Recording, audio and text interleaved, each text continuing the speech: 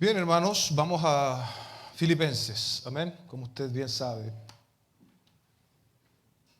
Esta es la predicación número 4 que el Señor por su gracia nos permite estar compartiendo. Filipenses capítulo 1, desde los versos 12 al 18 estaremos leyendo esta mañana.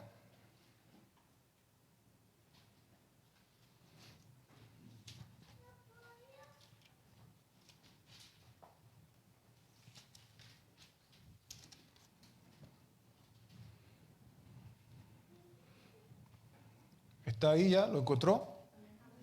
Vamos a dar lectura en el nombre del Señor.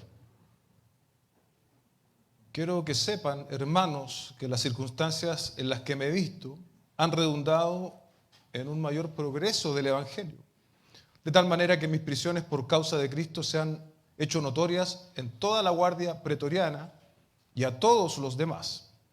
La mayoría de los hermanos, confiando en el Señor por causa de mis prisiones, tienen mucho más valor para hablar la palabra de Dios sin temor. Algunos, a la verdad, predican a Cristo aún por envidia y rivalidad, pero otros lo hacen de buena voluntad. Estos lo hacen por amor, sabiendo que he sido designado para la defensa del Evangelio. Aquellos proclaman a Cristo por ambición personal, no con sinceridad, pensando causarme angustia en mis prisiones. Entonces, ¿qué? De todas maneras, ya sea fingidamente o en verdad, Cristo es proclamado. Y en esto me regocijo, sí, me regocijaré. Señor, hemos dado lectura a tu palabra. Te ruego que tú puedas hablarnos. Utiliza el instrumento, utiliza lo que se ha preparado, Señor. Pero quien puede darle un valor, Señor, un contenido espiritual, eres precisamente tú a través de tu Espíritu Santo, Señor. Ministra nuestras necesidades, háblanos, abre nuestros oídos para oír tu palabra, Señor, y esta pueda fructificar en cada una de nuestras vidas. Te lo pedimos en el nombre de Jesús. Amén y amén. El título de esta predicación es muy similar al título que pone las Biblias en general. Yo simplemente, vivir es Cristo. Primera parte, porque está muy conectado a lo que vamos a seguir viendo la próxima semana. Entonces, vivir es Cristo. Primera parte es lo que vamos a estar compartiendo hoy. No es ningún necio quien da lo que no puede retener, su vida, por lo que no puede perder, la vida eterna. Jim Elliot, uno de los 5 misioneros asesinados por los indios Aucas, quienes fueron convertidos gracias al heroísmo de la viuda que fue a vivir con su hijito, que no conoció a su padre, en esta tribu salvaje. Nuestra vida ha sido alcanzada, amados hermanos, por la gracia del Señor y está diseñada por esa misma gracia para que en medio de cualquier circunstancia podamos dar testimonios de Cristo y experimentemos un regocijo constante cuando Cristo es proclamado. El primer punto de esta predicación que quiero compartir es: el Evangelio no está preso. En los versículos 12 y 13 hemos leído: quiero que sepan, hermanos, que las circunstancias en las que me he visto han redundado en un mayor progreso del Evangelio, de tal manera que mis prisiones por la causa de Cristo se han hecho notorias en toda la guardia pretoriana y a todos los demás. Pablo menciona esta situación a la iglesia en Filipos. Está actualmente preso, pero además, antes de llegar a esa situación de estar preso, él pasó muchas peripecias, muchas circunstancias. Nada de eso, ni el tránsito de Pablo rumbo a Roma, que se nos relata en Hechos, vamos a estar leyendo algunos pasajes allí, ni el propio encarcelamiento impedía que él avance, más bien que el Evangelio avanzara. Y eso se nos relata, como les dije recién, en Hechos, capítulo 21 al 28, y he escogido algunos pasajes, algunos versículos que me parecen significativos en este sentido para que entendamos la situación de Pablo. No solo está preso, sino que ya desde algún tiempo atrás venía no pasándolo bien, humanamente podríamos decir. Lo primero que se nos señala, por ejemplo, en Hechos 21, 30 al 31, dice: se alborotó la ciudad y llegó el pueblo corriendo de todas partes. Apoderándose de Pablo, lo arrestaron fuera del templo y al instante cerraron las puertas. El verso 31 dice, mientras procuraban matarlo, ¿sí? Esa era la intención de estos que habían apresado a Pablo. Llegó aviso al comandante de la compañía romana que toda Jerusalén estaba en confusión. Ahí empieza toda esta historia a la cual el apóstol Pablo está aludiendo. Más adelante, en el 23:11 de Hechos, dice, a la noche siguiente el Señor se le apareció a Pablo y le dijo, ten ánimo, porque como has testificado fielmente de mi causa en Jerusalén, así has de testificar también en Roma. Es justamente lo que estamos viendo en Filipos. El apóstol Pablo escribiendo, ¿cierto? O dictando, como sea, testificando en medio de su situación. Hechos 23:12 al 16. Otra confabulación para matar al apóstol Pablo. Dice, cuando se hizo de día, los judíos tramaron una conspiración y se comprometieron bajo juramento, diciendo que no comerían ni beberían hasta que no hubieran matado a Pablo. Yo siempre me he preguntado qué pasó con estas personas, porque pues, se pusieron de acuerdo y dijeron que ellos no iban a comer ni a beber hasta que mataran a Pablo. ¿Habrán cumplido su palabra o no? Lo cierto es que no pudieron matar a Pablo. Los que tramaron este plan eran más de 40 hombres, los cuales fueron a los principales sacerdotes y a los ancianos y dijeron, nos hemos comprometido bajo solemne juramento a no probar nada hasta que hayamos matado a Pablo. Ahora pues ustedes y el concilio avisen al comandante para que lo haga comparecer ante ustedes, como si quisieran hacer una investigación más minuciosa para resolver su caso. Nosotros por nuestra parte estamos listos para matarlo antes que llegue. Pero el hijo de la hermana de Pablo se enteró de la emboscada, es decir, su sobrino, ¿no? Y entró en el cuartel y dio aviso a Pablo. Una circunstancia, una casualidad podrían decir algunos, ¿no? Sin embargo, Dios había puesto ahí al sobrino de Pablo para escuchar de esta confabulación en su contra. Fue impedido finalmente la muerte de Pablo. Hechos 27:20. Mucho más adelante, ya cuando Pablo iba rumbo a Roma, porque apeló a César, el texto nos relata como ni el sol ni las estrellas aparecieron por muchos días, estaban embarcados, una tempestad no pequeña se abatía sobre nosotros. Desde entonces fuimos abandonando toda esperanza de salvarnos, dice el autor de Hechos. Otra situación bastante compleja. Y no termina acá, por ejemplo en 28:3 dice, pero cuando Pablo recogió una brazada de leña y la echó al fuego, una víbora salió huyendo del calor y se le prendió en su mano. Ya estaban instalados en una isla después de ese naufragio.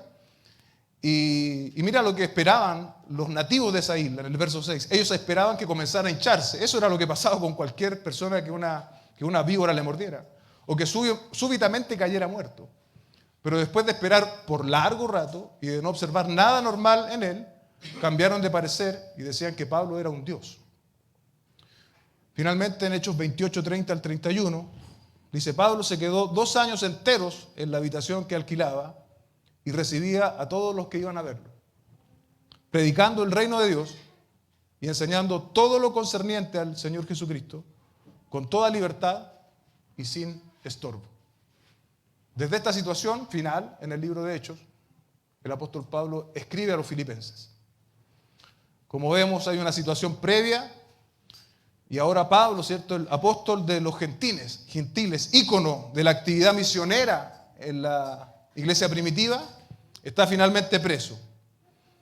¿Qué se esperaría de manera natural si el representante máximo, ¿sí?, el que empujaba la empresa misionera a las distintas iglesias estaba preso? Bueno, lo natural hubiese sido que el evangelio en el mejor de los casos se estancara, ¿sí? Y en el peor de los casos retrocediera, ¿sí? Que hubiese avance pagano quizás. Sin embargo, ¿qué vemos que sucede en el texto? Que dice que es muy claro, ¿cierto? Que el evangelio en cambio progresa. Y lo otro que podría pasar es que este apresamiento y situación del apóstol Pablo infundiera temor sobre los creyentes. Porque si eso le está pasando al gran apóstol Pablo, ¿qué será de nosotros, simples cristianos, ¿cierto?, que estamos en las iglesias trabajando? Pero pasó justamente todo lo contrario. A pesar de esto, Pablo en cadenas, previamente perseguido, en constante peligro de muerte, como vimos en los pasajes en el libro de Hechos. Nada de eso fue capaz de detener el avance del Evangelio, sino, como dice el texto, más bien redundó en un mayor progreso del Evangelio. Situaciones que naturalmente debiesen ser retroceso, no lo logran, sino que más bien el Evangelio progresa. Pues si bien Dios utiliza hombres, iglesia, escuche bien esto, Dios utiliza hombres, el resultado final no depende de hombres, sino de Dios. Amén. La historia da testimonio de cómo los primeros 300 años de la historia del cristianismo, los cristianos eran perseguidos, condenados a muerte de diversas formas, aserrados, echados a los leones, crucificados, usados como antorchas humanas. Pero nada de eso fue capaz de detener el avance del Evangelio. Muy por el contrario, en los periodos de mayor persecución de la iglesia en los primeros 300 años, la iglesia seguía creciendo. Alguien dijo por ahí, estuve tratando de buscar quién lo dijo, no lo encontré, que la sangre de los mártires es semilla de cristianos. Porque parecía que entre más personas morían por la causa, parecía que más personas venían a la fe en esos primeros años. Las consecuencias de esa persecución, una vez terminado, ¿cierto? Una vez que se dicta un edicto de tolerancia en el cristianismo, cuando ya el imperio ve que no puede en contra de este fenómeno del cristianismo, tenemos una iglesia que es purificada. Y esto es interesante, amados hermanos. Nadie se unía a la iglesia por ganancia mundana o popularidad, como podríamos ver hoy, ¿no? El cristianismo no era una moda a seguir. Solo los que estaban dispuestos a ser fieles hasta la muerte eran los que se hacían abiertamente seguidores de Cristo. Había también una enseñanza unificada. La iglesia tenía una misma fe. A pesar de que habían sectas y falsas enseñanzas, el cristianismo era uno en doctrina, sistema y espíritu. Y una iglesia creciente. A pesar de las persecuciones, la iglesia crecía con rapidez asombrosa. Al final del periodo, la iglesia componía la institución más poderosa del imperio.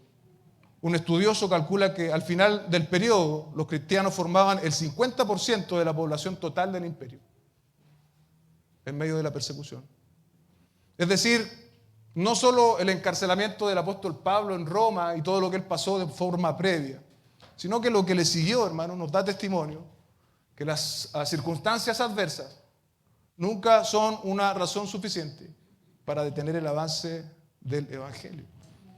¿En qué circunstancias nos encontramos nosotros hoy? La iglesia de Cristo. Cuando digo iglesia de Cristo me refiero a toda la iglesia de Cristo a nivel planetario, a nivel latinoamericano, y también nosotros como iglesia local. ¿En qué situación te encuentras tú, querido hermano o hermana? Que alguien podría argumentar, pastor, es difícil, pero yo cuando mi situación mejore voy a ser útil al Señor. Resuelvo algunos pendientes y voy a estar al 100%. ¿Se imagina este argumento escuchado por el apóstol Pablo desde su prisión en Roma? ¿Cómo nos miraría el apóstol Pablo? Con bastante incredulidad. Nuestras circunstancias, amados hermanos, no deben servirnos de excusa para que Dios nos utilice en el avance del Evangelio. Dios, a pesar de ellas, y en contra de cualquier pronóstico humano, va a glorificarse. Pero debemos mostrar la disposición que tenía el apóstol Pablo, y esa disposición la vemos más claramente en el verso que sigue, en el verso 13, dice: de tal manera que mis prisiones por causa de Cristo se han hecho notorias en toda la guardia pretoriana y a todos los demás. Esta frase, ¿no? Mis prisiones por causa de Cristo, esta expresión pone de manifiesto que todos sabían que Pablo no era un criminal, no estaba preso por hacer el mal, estaba preso por la causa de Jesucristo, estaba preso por ser un predicador del Evangelio. ¿Quiénes constituían la guardia pretoriana? Bueno, los soldados romanos que custodiaban a Pablo en este encarcelamiento domiciliario, diríamos hoy, ¿no? Y como leíamos, ¿cierto?, al final del libro de Hechos, esa era la situación del apóstol. La palabra de este prisionero, extremadamente gozoso, hemos dicho que esta es la carta del gozo, ¿no?, se extiende en un círculo que podría haberle resultado inaccesible si hubiera estado libre. ¿Sí? Pablo no podría haber dado testimonio, por ejemplo, a esta guardia pretoriana y a todos los demás en otra situación. Iglesia, debemos saber esto. Dios es capaz de orquestar situaciones adversas para que su palabra sea predicada. Amén. Quizás hoy alguno de ustedes está en dicha situación y no está sacando el provecho necesario a ese escenario. ¿Quién de nosotros está preso por causa de Cristo? ¿O ha estado preso por causa de Cristo? Pienso que, puedo estar equivocado, en esta sala ninguno de nosotros. Pero, con todo, nuestras dificultades suelen ser la causa perfecta para callar. Mis dificultades familiares, mis dificultades económicas, tal vez nuestro propio carácter tímido. Bueno, soy tímido, Dios lo sabe. Es la excusa perfecta para no dar testimonio. En este sentido, la experiencia del apóstol Pablo nos estimula y nos desafía a ir en contra de estos escenarios adversos o a aprovechar los escenarios adversos. Cuando Adoniram Hudson estaba en un calabozo fétido de Burma, con grillos de 32 libras en los tobillos y los pies amarrados a un poste de bambú, un burlón le preguntó: ¿qué me dice de sus perspectivas de convertir a los infieles? Hudson contestó sin la más mínima vacilación: las perspectivas son tan brillantes como las promesas seguras de nuestro Dios, que es infalible. Esta historia de este hombre, de este misionero, como la de muchos otros, pero la estuve leyendo, hermanos, y es impresionante, impresionante. Si puede, búsquela, porque es un desafío para nosotros los creyentes de este siglo, que vivimos tan cómodamente. El caso del apóstol es desafiante. Nos dice que, no dice que él convirtió a toda la guardia. ¿Qué dice el texto? Sino que dio testimonio. Amén. A veces nosotros nos equivocamos y quisiéramos convertirlos a todos. Sin embargo, la conversión es prerrogativa de Dios. Es decir, solo Dios puede convertir el alma del inconverso. ¿Cuál es nuestra responsabilidad? Así como el apóstol Pablo proclamó a Cristo en ese contexto, esa es nuestra responsabilidad. Solo Dios puede hacer lo imposible en el corazón del hombre. Debemos dar, por lo tanto, testimonio en cada oportunidad que tengamos, aunque muchas veces nos sintamos en verdaderas cárceles, absolutamente limitados por las circunstancias. Puedes llegar a sorprenderte de lo que Dios puede hacer a través de ti. Nuestra vida, alcanzada por la gracia del Señor, está diseñada para que en medio de cualquier situación demos testimonio de Cristo. Experimentemos gozo, o más bien regocijo constante, cuando Cristo es proclamado. El segundo punto le he puesto despertando motivaciones disímiles, es decir, diferentes. En el verso 14 leemos: la mayoría de los hermanos, confiando en el Señor por causa de mis prisiones, tienen mucho más valor para hablar la palabra de Dios sin temor. Algunos a la verdad predican a Cristo aún por envidia y rivalidad, pero también otros lo hacen de buena voluntad. Esto lo hacen por amor, sabiendo que he sido designado para la defensa del Evangelio. Aquellos proclaman a Cristo por ambición personal, no con sinceridad, pensando causarme angustia en mis prisiones. La situación de encarcelamiento del apóstol Pablo despertó dos tipos de reacciones en la iglesia en Roma. Cuando el apóstol escribe aquí, se está refiriendo al efecto que tuvo su situación en la iglesia en Roma. Algunos eran aliados del apóstol Pablo, sentían como el apóstol Pablo, y otros eran detractores. Es curioso, y vamos a verlo más adelante, pero de estos últimos, de los detractores del apóstol Pablo, no se nos dice que estaban predicando un falso evangelio. ¿Amén? Lo que es digno a considerar. El texto nos proporciona suficiente información para hacernos un perfil de ambos casos, de los detractores y de los aliados. Y vamos a hacerlo en la misma manera que el texto se nos presenta. Primero, ¿cierto? Los aliados en el verso 14 dice, la mayoría de los hermanos confiando en el Señor por causa de mis prisiones tienen mucho más valor para hablar la palabra de Dios sin temor. Pablo comparte con los filipenses esta situación para aliviar las preocupaciones que ellos tenían. Recuerde que los filipenses tenían un honesto cariño y afecto por el apóstol, pero también para instarles a seguir su ejemplo. Y también el ejemplo de estos cristianos romanos que estaban dando testimonio de Cristo. A estos hermanos la prisión del apóstol Pablo no les había intimidado.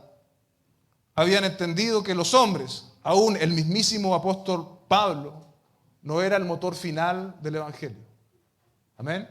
Es decir, la obra misionera no dependía del gran misionero, apóstol Pablo. La obra misionera dependía del Dios de ese misionero.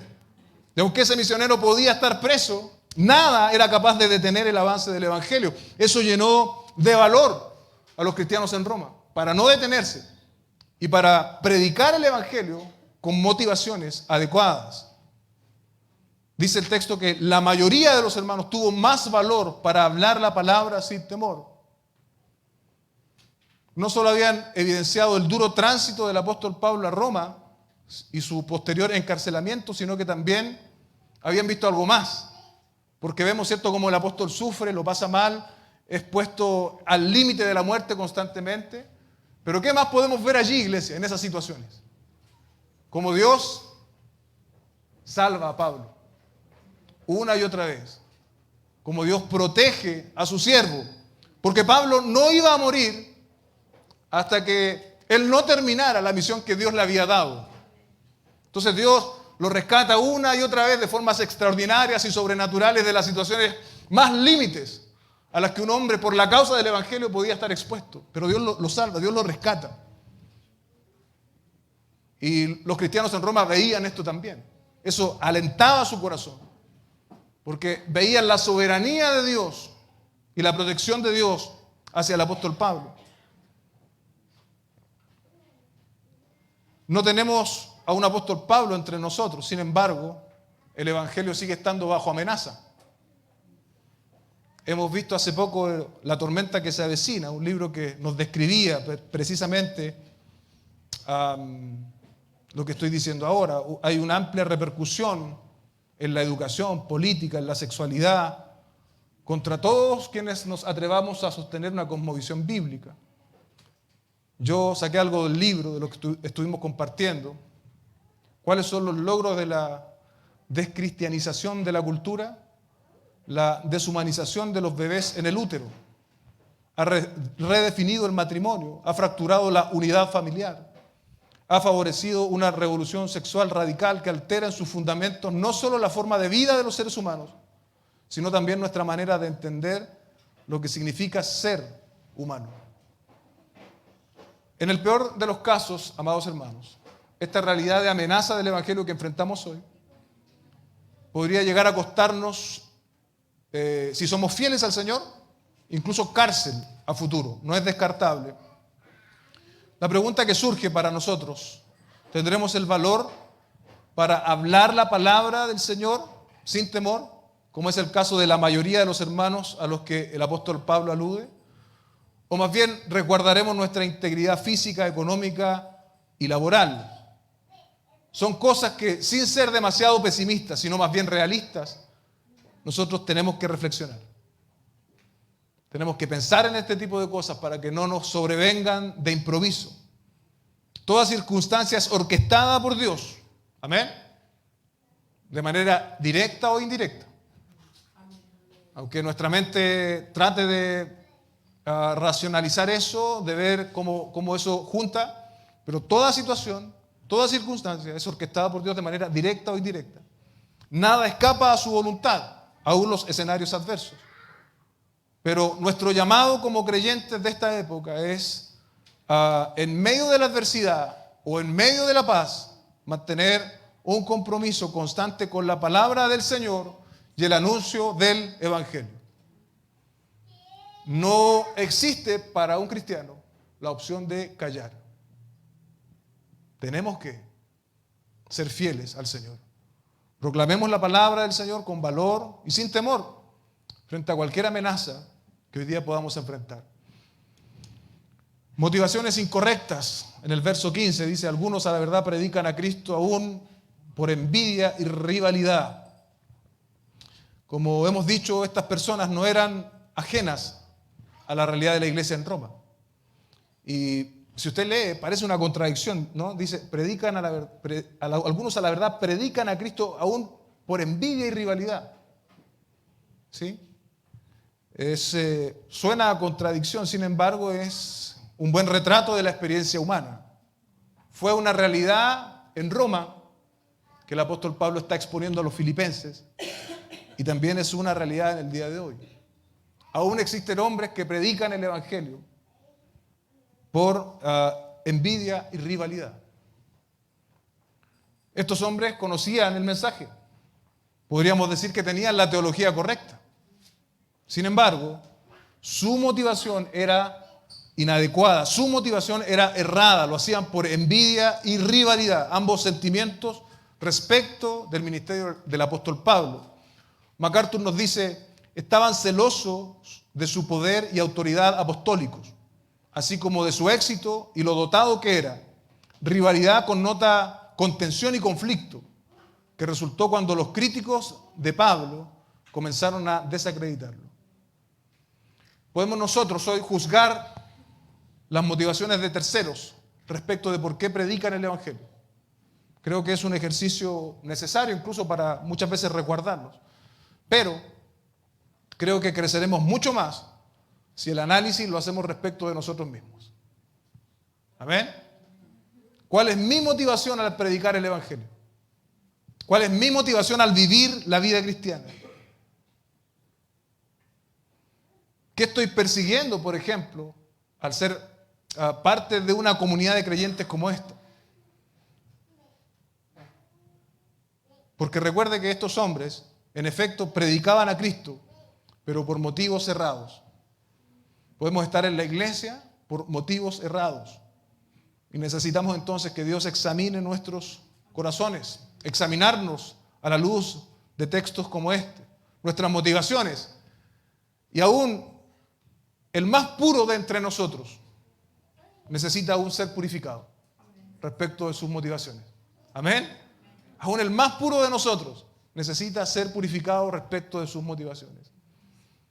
En el contraste de esta predicación mal motivada, ¿cierto? Le siguen los que sí hacen o los que sí recorren el camino correcto. El texto nos dice, pero también otros lo hacen de buena voluntad. Un término que entendemos, ¿no? Ese hermano tiene buena voluntad. Tú le pides algo y siempre está ahí dispuesto, disponible para hacerlo. Lo hace de buena voluntad. Esto lo hacen por amor, sabiendo que he sido designado para la defensa del evangelio. Es el contraste de aquellos que lo hacen por envidia y rivalidad. La buena voluntad muestra satisfacción, contentamiento, confianza de los aliados de Pablo en contraste de la envidia y rivalidad de los detractores. Otra vez aparece este término que se torna inescapable, ¿no? Creo que también lo veíamos la semana pasada. Fundamento esencial, el amor. Lo hacen por amor. Quienes predicaban a Cristo de buena voluntad lo hacían por amor. Y tenían una visión objetiva. Esto también es interesante y el texto nos permite verlo. Tenían una visión objetiva, real, apegada a la realidad de lo que el apóstol Pablo estaba sufriendo.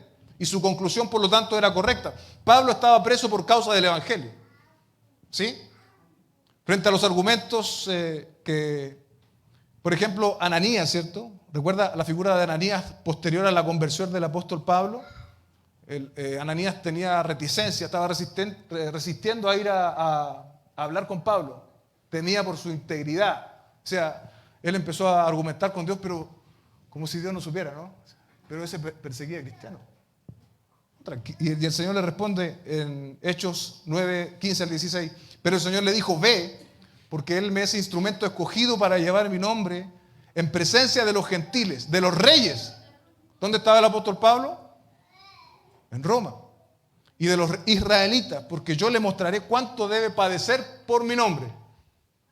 Le había tocado ahora mismo al apóstol Pablo vivir estas palabras. Estos hermanos, digo yo, habían hecho la exégesis correcta de la situación.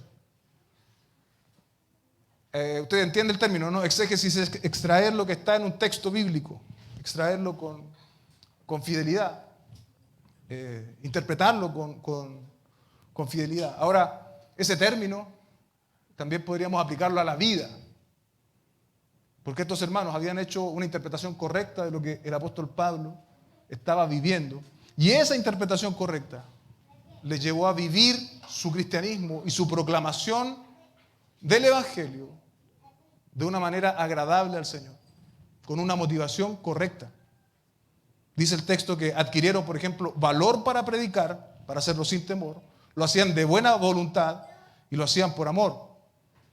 De allí la importancia, amados hermanos, de tener miradas objetivas, apegadas a la verdad respecto del reino de Dios y, por supuesto, de manera más específica de la iglesia local. Podemos nosotros caer en la trampa de hacer juicios livianos, sin la información necesaria, con miradas subjetivas, e incluso como estos hombres, con envidia y rivalidad respecto de por qué otros sirven a Dios. No, es que ese sirve para que lo miren, para que lo feliciten, ese sirve porque quiere un puesto. Ese era el caso de los detractores del apóstol Pablo. Y cuando nosotros miramos subjetivamente, cuando nuestro lente está sucio para mirar lo que está pasando en el contexto de la iglesia local, nuestro servicio estará teñido por eso. Será un servicio mal motivado. Para quienes se conducían por la motivación correcta, Pablo estaba preso para la defensa del Evangelio. Y es posible que aquellos que no tenían una motivación correcta argumentaran, por ejemplo, que Pablo estaba preso porque era un estorbo para el Evangelio. ¿Se da cuenta? Dos hechos, dos interpretaciones de un mismo hecho. Una correcta y otra incorrecta. Y cada una dando frutos, dando resultados. El Señor, amados hermanos, examine nuestras motivaciones esta mañana, nuestros análisis, si estos son correctos o no respecto de la experiencia particular de nuestra iglesia local. Deberíamos ser como estos, debiéramos servir al Señor de buena voluntad. Volvemos de nuevo a los detractores. Dice el verso 17, aquellos proclaman a Cristo por ambición personal, no con sinceridad, pensando causarme angustia en mis prisiones. Los detractores del apóstol Pablo proclaman a Cristo por ambición personal, es decir, ellos están pensando en sí mismos, en sus beneficios, en el reconocimiento que probablemente iban a obtener.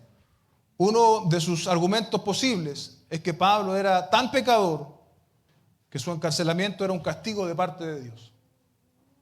En cambio ellos, en libertad, decían, no, pero nosotros estamos libres, no debe ser casualidad, nosotros estamos libres aquí predicando el Evangelio, mientras el apóstol Pablo está ahí preso. Y aquí se produce tensión en el texto, amados hermanos. Usted entiende cuando yo digo tensión, ¿no? Porque cuando yo leo esto colinda, es vecino de las características de los falsos maestros. Pero el texto no nos deja a nosotros decir que estos eran falsos maestros. No alcanzamos a decir, sí, efectivamente son falsos maestros. Y al final, en el último versículo, vamos a ver por qué. Pero es una proclamación espuria. ¿Entiende usted el término? Una proclamación contaminada, sucia, impura. Está basada en la competitividad, ¿cierto? Y los que sí son falsos maestros en nuestro contexto son los evangelistas de la prosperidad. Sin embargo, el evangelismo de la prosperidad tiene matices, ¿sí? Habiendo infectado la teología o la forma de ver la Escritura de muchos que podríamos considerar hermanos en la fe. No sé si me explico, ¿sí? Tenemos gente como Cash Luna, por ejemplo, gente como Maldonado, falsos maestros, son falsos maestros, son los representantes en Latinoamérica más connotados respecto de este falso evangelio. Pero su influencia ha sido tal que han contaminado el entendimiento aún de muchos cristianos que sí son cristianos. No sé si me explico. ¿Sí? el año pasado, de hecho hace un año, tuvimos la oportunidad de compartir con un pastor de Cuba en la radio. Y bueno, la experiencia que relataba mi hermano en un momento a mí me quebró, lo que él relataba respecto de su experiencia allá en Cuba. Pero una de las cosas que me llamaba la atención es que en Cuba también hay evangelio de la prosperidad, siendo un contexto donde la escasez reina. Y él decía, de modo jocoso, decía, ¿y qué ofrecen los evangelistas de la prosperidad? Ya, bueno, por ejemplo, tapaduras de muela. El Señor te va a tapar una muela. Y más jocoso aún, el Señor ofrece cargas en el celular. Te va a llegar una carga en el celular si tú pasas o haces un pacto con Dios, cosas de ese tipo. Y lamentablemente, hermanos, hay muchas iglesias que están contaminadas con este germen del evangelio de la prosperidad. En nuestro propio país, a esta misma hora quizás, domingo tras domingo, hay lugares que se llenan de personas. Se llenan, hermano. De hecho, se llenan tanto que es necesario que compren lugares más grandes para seguir aumentando la capacidad de personas. Tristemente, hay mucho de esto, ambición personal en aquellos que dirigen esos lugares. Cuando la proclamación es un medio para satisfacer mi ambición personal, cuando yo estoy proclamando el evangelio por ser competitivo respecto de los resultados de otros, estamos desviando el camino. Estamos desviando el camino. En particular, estos hombres querían angustiar al apóstol Pablo. El último punto de nuestra predicación: un regocijo sin condición. Cristo es proclamado.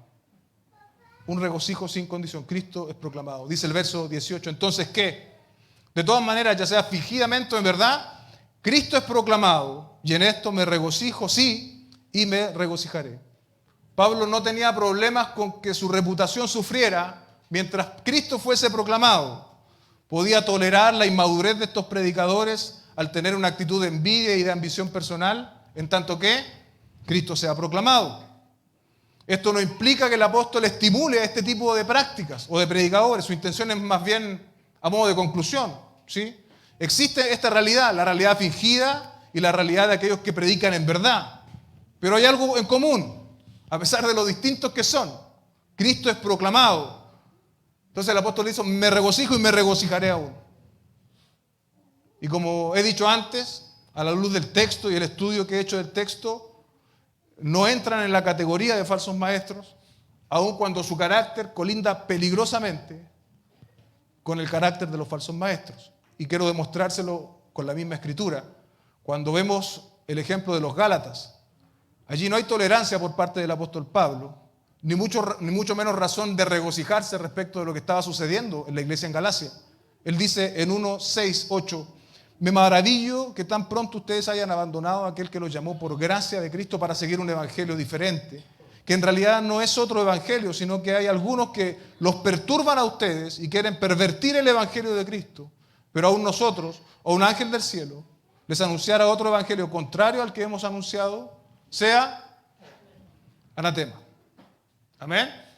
Ahí no había razón para regocijarse. Podía haber actividad religiosa en Gálatas, pero la distorsión doctrinal era tan seria que el apóstol se urge, ¿cierto?, en advertir a estos hermanos en Galacia. Hay cosas que son tolerables, como el texto nos enseña esta mañana, y hay otras que son reprochables. Otro ejemplo en este sentido, incluso con nombres, 2 de Timoteo 2, 15-18. Procura con diligencia presentarte a Dios aprobado, como obrero que no tiene de qué avergonzarse, que maneja con precisión la palabra de verdad. Evita las palabrerías vacías y profanas, porque los dados a ellas conducirán más y más a la impiedad, y su palabra se extenderá como gangrena. Entre ellos están Himeneo y Fileto, que se han desviado de la verdad diciendo que la resurrección ya tuvo lugar, trastornando así la fe de algunos. Aquí tampoco hay regocijo en Pablo. Era tan urgente la situación que él dice la desviación doctrinal y dice quiénes estaban transmitiendo dicha distracción doctrinal. Cuando volvemos a nuestro texto, esto nos lleva a la conclusión que las características de estos hombres, a pesar de las características de estos hombres, a pesar de su inmadurez, ellos estaban proclamando a Cristo de manera correcta. Y lo que yo pienso es que muchos de nosotros llegamos a la fe en iglesias donde no había precisamente una enseñanza tan bíblica. Amén. Los pastores, en algunos casos quizás, se querían enriquecer con las ofrendas, ambición personal. Hace unos 10 años o un poco más quizás, recuerdo un pastor que le puso le puso su nombre a la congregación. Su iglesia, Juan Pérez, se le puso iglesia JP. Y no es broma, hermano, literalmente le puso su nombre a la congregación. No quiero decir que en cada contexto, pero aún en estos contextos Cristo es proclamado. Y ha sido el inicio de muchos de nosotros en la fe. Para muchos de nosotros. Ahora, el peligro de este tipo de contextos es que al tener una doctrina laxa, ¿sí?, terminan abrazando de manera final doctrinas muy erradas. Yo no soy matemático, pero yo sé, me van a corregir los matemáticos, yo sé que si yo hago un ángulo, ¿cierto?, de 1 grado y proyecto esos ángulos, ese ángulo de 1 grado se va a abrir, ¿sí o no? Se va a abrir, se va a abrir, se va a abrir si yo extiendo esas líneas de ese ángulo. ¿Estoy equivocado? ¿Se va a abrir o no? Los matemáticos, ¿sí? Mi esposa, por favor, que me mande un WhatsApp. Bueno, pongamos 5 grados. Se va a abrir, se va a separar. Yo creo que es un poco la realidad de las iglesias que surgen en contextos de poco arraigo en la Escritura. Empiezan con buenas intenciones, con una intención que podríamos decir que es hasta pura, pero por la falta de arraigo escritural hacen ángulos que terminan abriéndose y separándose finalmente de la fe bíblica. Quizás eso estaba en la mente de Pablo, este germen, esta semilla elemental. Cristo es proclamado. Amén. Cristo es proclamado. Y como él sabía que Cristo estaba siendo proclamado, los frutos de esa proclamación eran independientes de quién lanza la semilla. Los que estaban lanzando la semilla eran personas egocéntricas, orgullosas, pero la semilla estaba siendo lanzada. Los grupos de predicadores inmaduros que predicaban a Cristo con un propósito de competencia, queriendo hacerle ver mal al apóstol.